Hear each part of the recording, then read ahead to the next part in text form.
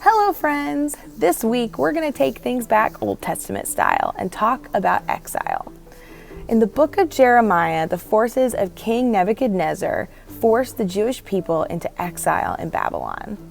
Once again, finding themselves oppressed in a foreign land after turning their backs on their covenant with God, the Jewish people cry out to God to deliver them. Jeremiah chapter 29 contains one of the most well-known verses from the Bible. "For I know the plans I have for you, declares the Lord. Plans to prosper you and not to harm you. Plans to give you hope and a future." A beautiful assurance that even in exile, their future is in God's hands. But there's a lot more to it than just that. You see, God isn't telling them to just sit back and wait for 70 years because He's got it all covered and He'll take it from here.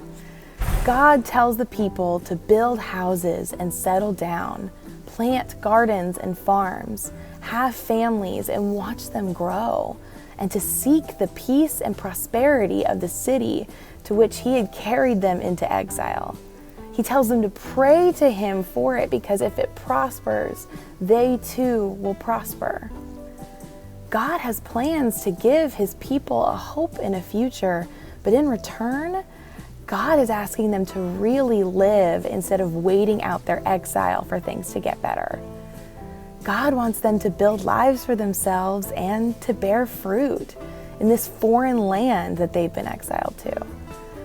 Not only that, God wants them to work for the good of the city they're stuck in, to help bring about peace and prosperity there. It's a pretty tall order. Wouldn't it just be easier to keep their heads down, get by for 70 years, and let the next generation put down roots once they can return home?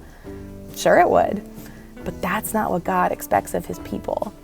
It's a true test of their trust in God for them to build a whole life in Babylon, believing that God will one day deliver them to the future that they long for.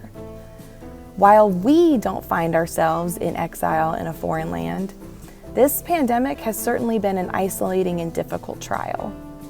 It's incredibly tempting to just hole up from life and wait for a vaccine before we can start really living again, because it's not as fun to do things virtually or it's a pain to wear a mask.